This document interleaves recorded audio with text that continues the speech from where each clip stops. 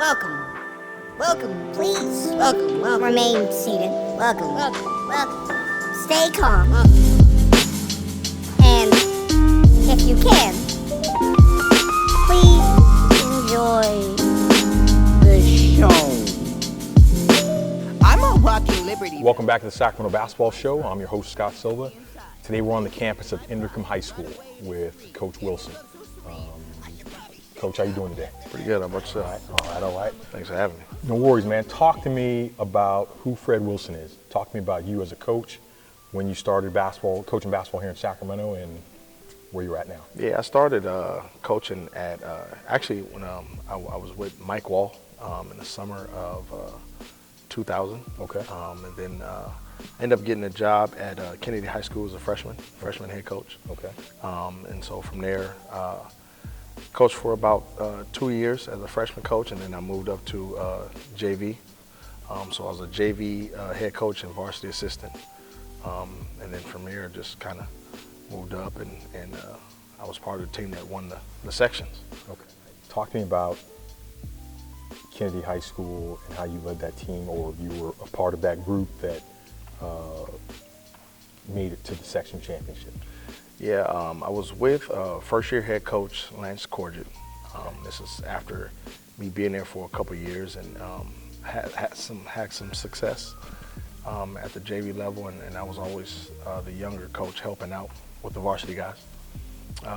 So first-year head coach came in, and so he said, let's coach together, and you can, do a lot of the in-practice drills and plays and all that stuff. So. I had a great relationship with our guys, and we had some challenges before because I think the coaches previous years, they kind of underachieved. Okay. So creating a winning environment was kind of tough because they didn't think that they can win. Okay. So just getting them to drop everything that they went through with their previous coaches was a challenge within itself. And so once we got over that, they start seeing that they can win. I think it was our second game of league against McClatchy. Okay. You could just see a turn of our guys. We had a kid named Tyree Brown. He was just a phenomenal athlete. Phil Jones was another phenomenal athlete. Just didn't have a lot of confidence. And that one particular game against McClatchy, I mean, we were throwing lobs from half court. Oh, wow. Like a 6'5" guy threw a lob to a 6'2" kid, okay, and he dunked it half court. Yeah. A kid that has never dunked before ran the lane and came down the middle and got a dunk. So you could just see the turning point in our kids' mentality. So we took that, and it was I was talking to someone the other day, and I was saying, and that team took a lot of luck. Yeah. Yeah. We're in the playoffs against Laguna Creek. Okay. At UOP, we're down 2 seconds left. Our point guard, Derek Hiranaka, just grabbed it, a loose ball, and just tossed it in the air. Buzzer goes off, ball's in the air, and it drops. Okay. And we're like, maybe this is meant to be. Yeah. So leading up to Sheldon, everybody thought that You're gonna get killed. Oh yeah, DeMarcus Nelson. Yeah. They had a great coach at the time, and which they do now as well. But Scott GRADIN. Mm-hmm. Okay. Great coach. I thought he had a good basketball mind, and Another Chico guy. mm-hmm. And so it seemed like everything worked out for us, and so we ended up winning. That was a very important time in my coaching career. Okay. And then what did that lead to after that? So you coach and you guys win the section championship. What happened right after that? You guys go to the NorCal tournament, and then? Yeah, we end up facing De La Salle. Okay. And I think Frank Allocco was like, if you know anything about this guy, he's a basketball genius, I call him. Yeah. We had a bunch of scouting reports on that team, and just looking at them, and they had some athlete, but they wasn't very big. Yeah. Judging book by its cover, I'm like, we face some hard teams. We're gonna get through this, yeah. And then we was looking forward to the rematch. Yeah. With Sheldon for the NorCals, and so I've never seen a more disciplined team. Yeah. And De La Salle. Yeah. the first time I ever saw the team, and I was so in awe of that coach. I called him, and I was like, "What system is this?" And that's how we became kind of friends. And he told me some things to look out for, and I kind of adapted that system in what I do now.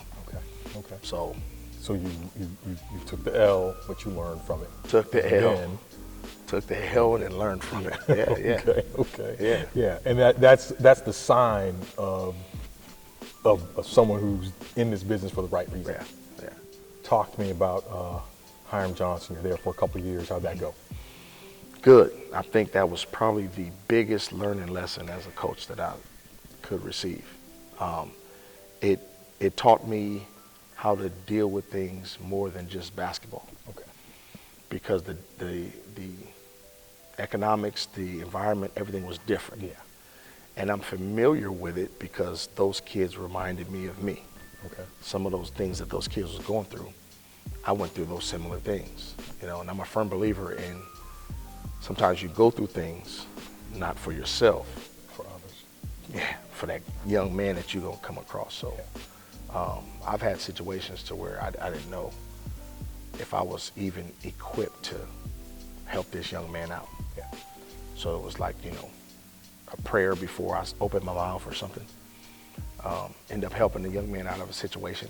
And it was like that program, and we were playing Grant one day. We were playing Grant, and that was always a fiery game. I was dealing with a situation with a young man, his name was JoJo, doing great now, by the way. And I couldn't tell you the score. I couldn't tell you anything about the game because the things that we dealt with before the game and how I was able to connect with him and help him out that situation that had nothing to do with basketball. Okay. And it was like that was one of the best moments of my coaching career at Hiram Johnson. Okay. So you're coaching it for a school that it's tough to get wins when you're playing in the league with SAC, Burbank. How do you deal with that? And how did that shape what you ended up doing as a coach? I was frustrated at first because I wanted to win. Because coming from Kennedy, I'm winning. Yeah. I'm second. I want to win sections. Once you get there, you're hungry. I want to get there right now. Yeah. Talking to Swafford, who was like a mentor to me. Swafford was like, "Hey man, it ain't happening right away. Yeah. Like stop expecting to win right now. It's going to take time and just build it." Yeah. One of the things that he told me was, because back in the day, Kennedy, you made your schedule. You really stockpiled a bunch of hard-nosed, talented players and teams so you can get you ready for league. Well, I tried that at Hiram Johnson, and it was tough every night getting beat by 30, 20, 40, you know what I mean? Yeah. And it was like going in the league, we were just so defeated. Yeah. And I didn't understand that until Swafford and EARL actually said, cut down that schedule a little bit. Yeah. Like make your schedule based on who you are. Yeah. And so that helped us. So we had some success towards the end, but then it was time for me to make a move when I was faced with some adversity. Okay. About the development of that program. So West Campus had to be probably one of the losingest programs in Sacramento before you took it over. Then you get there, and what happened? My first week of workouts, I said to myself a bunch of times, I called my brother-in-law, and I said, what did I get myself into? I mean, it was guys going to basket, doing layups, hitting the bottom of the rim, and I'm like, holy crap. So,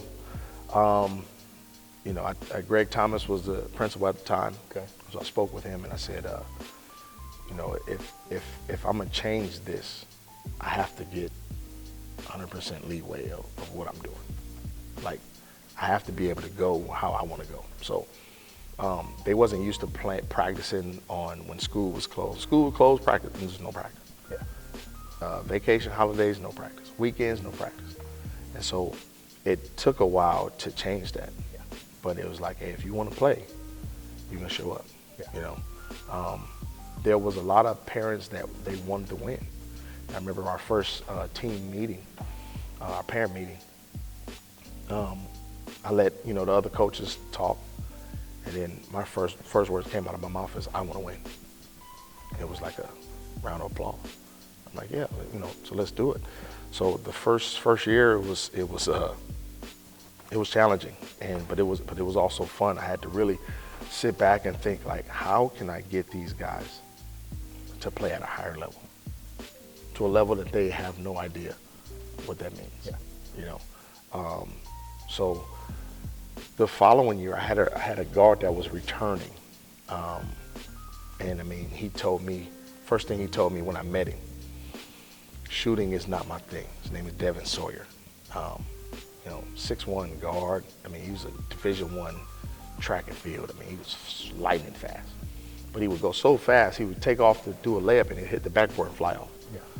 So him and Connor Garber, we got in the gym and we really started working jump shots, mid-range pull-ups, getting to the basket and finish, dribbling the right hand, left hand, just the fundamentals of things that you need for you to be successful.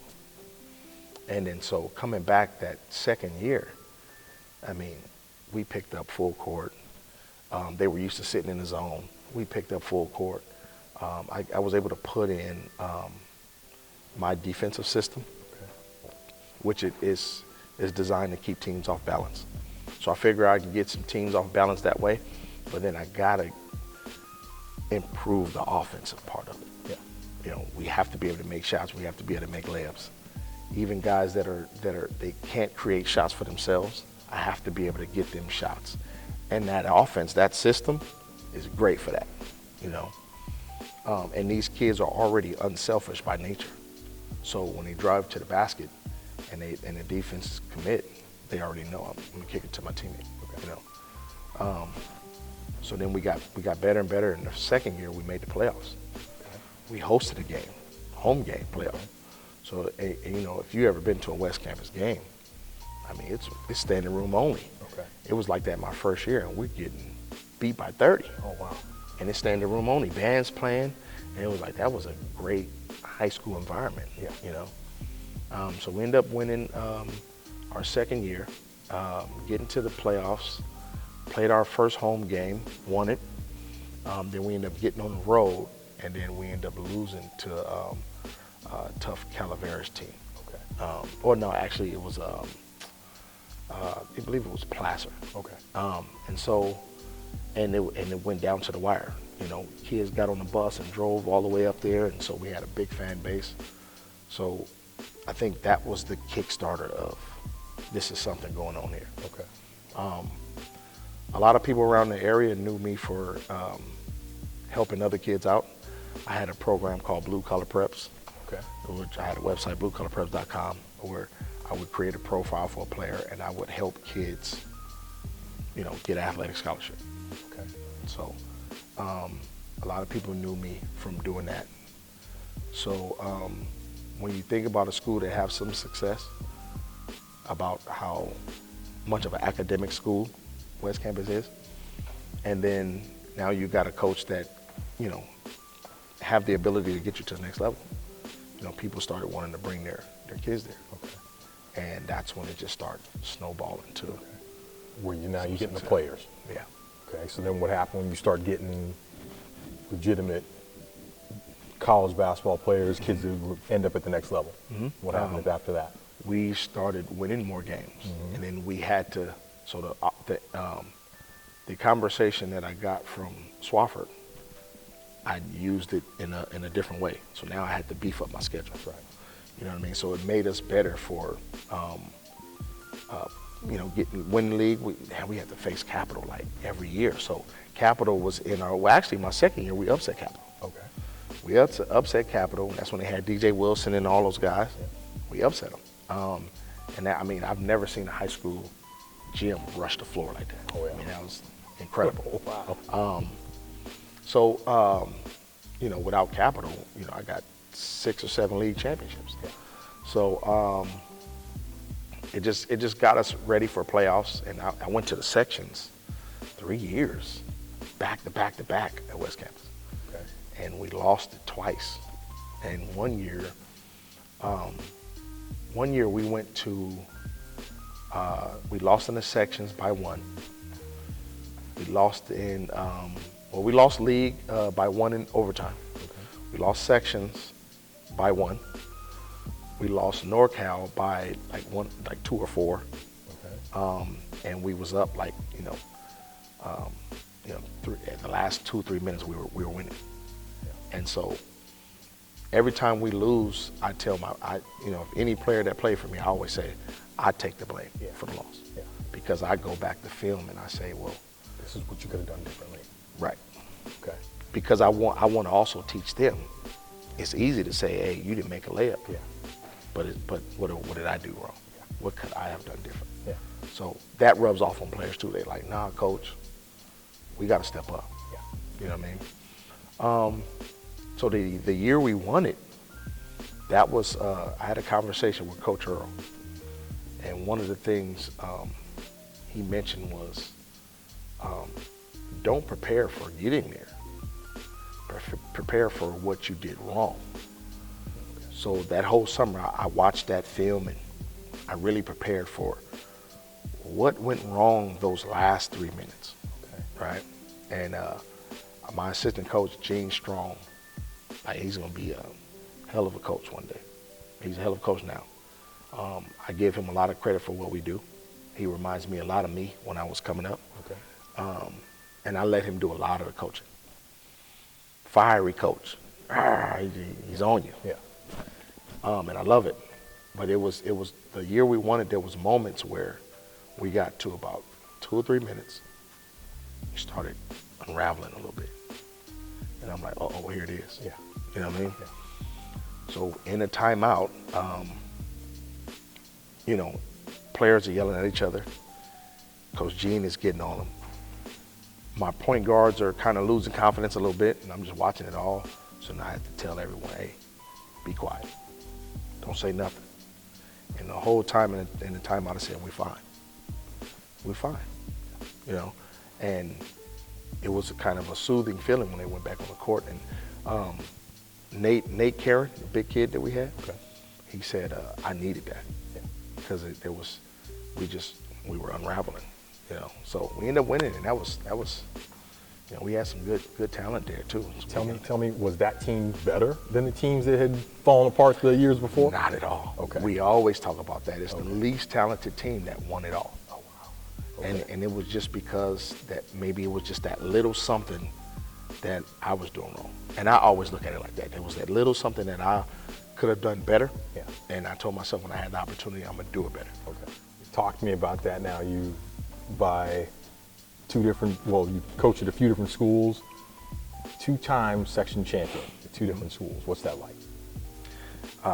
Man, it's addicting. Yeah. You want it. Yeah. You want it. You want it every time. I wish it was something that I can give every team that they experience. You want it every time. You just enjoy the whole environment of it. Yeah. The whole ambiance of just the section tournament. Yeah. And when you win it, you get to do the interview, and some of those kids, that's the only time it's it. Yeah. You know what I mean? And basketball could end for them after that. yeah, and that's something that you can never take away. You know what I mean? At all the schools, you got something on the wall, and you can walk in there and say you can never take that down. Yeah. You know what I mean? So I'm looking forward to giving this school that same experience. Okay. A few times. Now you're here at Inderkum High School. Here we are. Let's talk about that. So you won section championships, 2 different schools in the past. You land here at this. This school's been around for a couple of years, but not that long. Right. And I don't think that they've had that kind of success. I wouldn't know. But when I think Inderkum High School basketball, I don't think Grant. I don't think Burbank. I don't think whatever. So now you're here. Talk about what it's going to take to get Inderkum to hold up that banner. We played them my last year at West Campus. Okay. And when they walked through the door, it was like, are you kidding me? I mean, just tons of athletes, just athlete, just walking through the door. But then we ended up beating them, and we ran and pressed more than they did. And so coming over here, me, Coach Gene, and Coach Steve, we talk about how much talent that's already here. And it's just teaching them how to do things the right way for them to become winners, you know, and win for a long period of time. Because, you know, to get to a section, it's like, you got to be dialed in for all the way to March. Oh yeah. You know, so coming in, we knew we had to change the culture. Okay. It's been rough. The first year, we had to go through some things with some kids and some parents, but it ended up working out. We got our first banner up there. Okay. Got a league championship, and it came down to the wire. Okay. So we ended up putting up a league championship, and we start out saying that we want our goals to be league championship, sections, NorCal, state. We got to do it. Make sure we do it one game at a time. Okay. And it starts when we're in practice. And so when we see a guy going halfway, we get on him. Yeah. But then we tell him why we get on him. Yeah. When we you know, we run the lake out there, that big lake, we run the lake. So it's about 4.5 miles, and then we take them to the bleachers. And I mean, we go hard. Yeah. And we talk about you have to play at a high level for a long period of time through March. Yeah. And this is why we're out there. So just changing the culture of being here. Yeah. Last year, a hard decision I had to make, it was a kid that he's probably the best kid here. And unfortunately, he didn't play because, you know, coming and going when you want to was okay. Yeah. Previously. Yeah. And that's not realistic with me. I had to just tell them that, you know, I even had a conversation with a young man, and I said, you making me make a decision I don't want to make. Like, I need you here, Yeah. you know. And so after, I think everyone saw that, I think that made everybody kind of jump on board, like, oh, they serious. Yeah. They'll do it to the best player. The rest of us don't have a chance. Right. And you know, there was some pullback, but they bought in. Yeah. And it's, you know, I think we're even better this year than we were last year. We had some really good shooters last year, and we, you know, YD, he was one of our shooters, and he's playing at Consumers River College now. Okay. And so I think we are better this year, and we're deeper. Okay. You know, we got some young guys that I'm really excited about.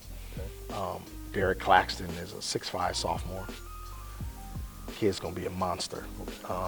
We just saw Brandon Rutherford. Okay. He came in from Jesuit. He's gonna be, you know, nice body on him, good guard. Kyrie Griffin is a kid that he led us actually.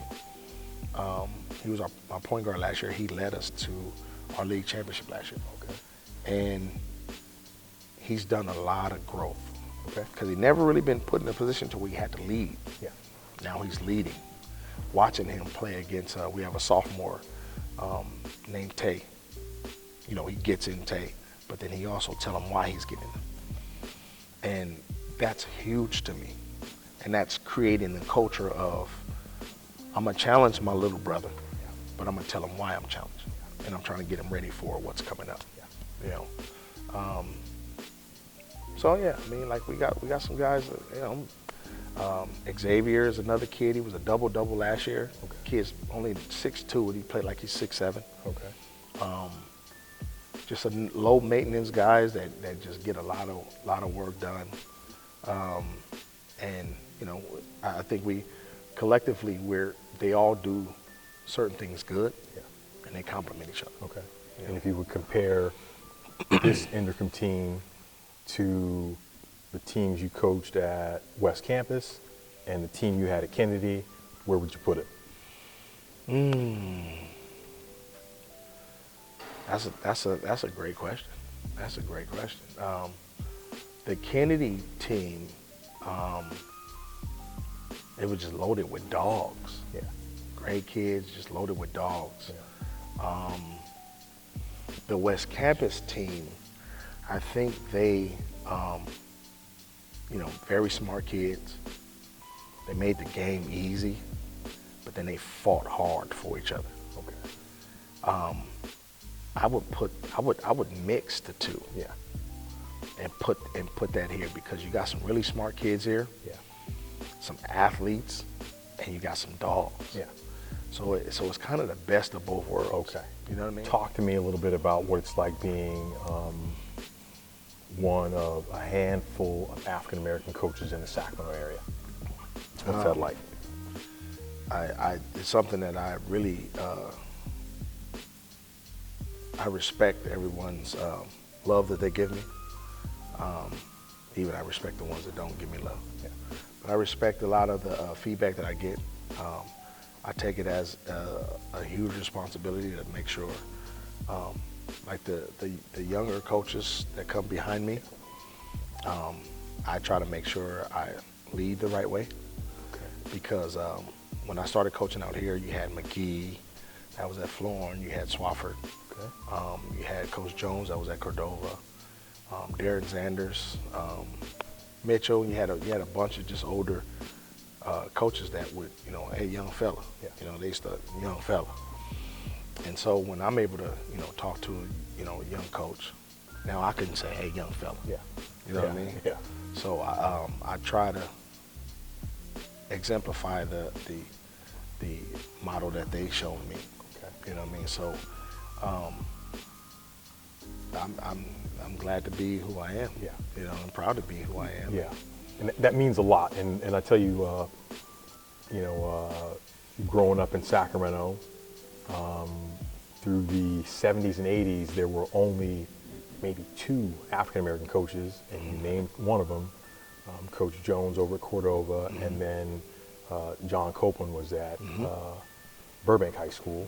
So those 2 were the only 2 African American coaches, actually the head coaches in the city. There were a few other guys that had lower level positions. So there were some freshman coaches, some JV coaches. And I remember I had a lot of pride when I would see them and we would play against those coaches. You know what I mean? And it carried through into later years of my life.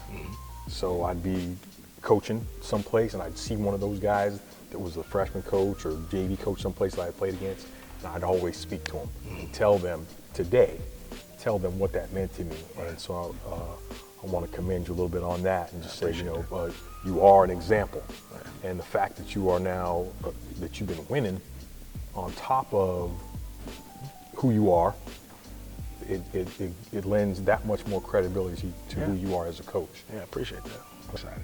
Coach Wilson from Inderkum High School, and he's been there already a couple times and he's on his way back. So Sacramento, you better get ready for the Inderkum High School Tigers. All right. Thanks, Coach. Thank you. All right.